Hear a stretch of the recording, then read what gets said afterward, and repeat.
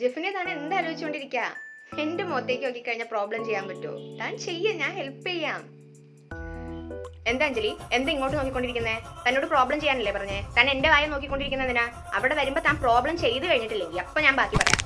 Problem ചെയ്യ്. ഇന്ന് രാവിലെ കുറച്ച് സ്റ്റുഡൻസ് അസംബ്ലിയിൽ വന്നില്ലല്ലോ, ആരൊക്കെയാ അത്? വർഷ, അശ്വതി, അമീഷ. എന്താ 3 പേർക്ക് എന്ത്? Period pain. 3 പേർക്ക്. എടോ, പീരീഡ് പെയിൻ എന്ന് പറയുമ്പോൾ താൻ എന്തിന് ഇത്ര? അയ്യോ, ലോകത്ത് ആർക്കും വേറെ പീരീഡ്സ് ഇല്ല, അങ്ങനെ കാണിക്കേണ്ട ആവശ്യമില്ല. പീരീഡ്സ് അല്ലേ, ഇതിന് വലിയ എന്തോരം വേദനകൾ കിടക്കണോ? അപ്പൊ ഒരു പീരീഡ് എന്ന് പറഞ്ഞിരുന്നു കഴിഞ്ഞാൽ നടക്കുമോ?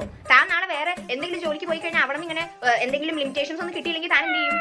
പീരീഡ്സ് ആണെന്ന് പറഞ്ഞ് ഇനി ക്ലാസ്സിൽ ഇരിക്കുന്ന പരിപാടിയൊന്നും നടക്കില്ലേ? എന്നും പറഞ്ഞാൽ പറ്റില്ല.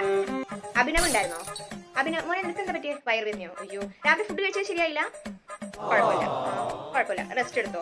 ഇന്ന് ഉച്ചവരെ ഇരിക്കണം, ഞാൻ മാംസിനോട് പറഞ്ഞോളാം. പിന്നെ നിങ്ങൾ 3 പേരും പ്രിൻസിപ്പളിനെ പോയി കാണണം. എനിക്ക് ഒന്നും കേൾക്കണ്ട, പ്രിൻസിപ്പളിനെ പോയി കാണാൻ. കഴിഞ്ഞ തവണ നടത്തിയ ടെസ്റ്റിന്റെ റിസൾട്ട് വന്നിട്ടുണ്ട്. വളരെ മോശം, ഞാൻ എക്സ്പെക്ട് ചെയ്ത പോലെയല്ല, ഭയങ്കര മോശമായിട്ടാണ്. എന്താ നിങ്ങൾ സത്യത്തിൽ എന്തിനാ വരണേ? അഞ്ജലി, തന്റെ പേപ്പറൊക്കെ ഞാൻ നോക്കി, താൻ എന്തുവാണോ അതിൽ എഴുതി വെച്ചേക്കുന്നേ?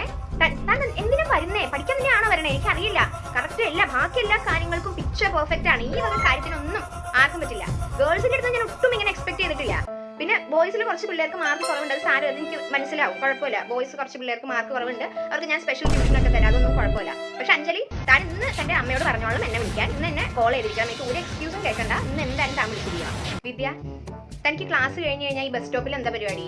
ഇവിടെ സാധാരണ പഠിക്കാൻ വരുന്ന കുട്ടികളൊക്കെ ബസ് കിട്ടിക്കഴിഞ്ഞാൽ അപ്പൊ തന്നെ പോകും. താൻ ഈ 4:30 കഴിഞ്ഞ് 5 മണിയും കഴിഞ്ഞ് എന്തിനാ അവിടെ വെയിറ്റ് ചെയ്യുന്നത്? തന്നെ ഞാൻ കഴിഞ്ഞ ദിവസം ജെഫിന്റെ കൂടെ കണ്ടല്ലോ. എന്ത് ട്യൂഷൻ? നിങ്ങൾ സെയിം സ്ഥലം ആണോ ജെഫിൻ? നിങ്ങൾ സെയിം ട്യൂഷൻ സെന്ററിലാണോ പഠിക്കണേ? അതെനിക്ക് മനസ്സിലാവും. ജെഫിൻ അവിടെ ട്യൂഷനാണ് പോകുന്നത്, താൻ അവിടെ എന്തിനാ പോകുന്നത്? എനിക്കറിയില്ല നിങ്ങൾ എന്തിനാണ് സത്യത്തിൽ ഇവിടെ വരണേന്ന്. അവിടെ 5 മണി കഴിഞ്ഞിട്ടും അവിടെ നിൽക്കാൻ മാത്രം എന്ത് ബിസിനസ് ആണ് നിങ്ങൾക്ക് അവിടെ ഉള്ളത്? അവിടെ ബസ് സ്റ്റോപ്പിൽ നിൽക്കുന്നു, ചിരിക്കുന്നു, ആരെയൊക്കെ കാണിക്കാനാണാവോ? എനിക്കറിയില്ല. പഠിക്കാൻ വരുന്ന കുട്ടികൾ ഇങ്ങനെയൊന്നും അല്ല, ഇങ്ങനെ ഒട്ടും അല്ല.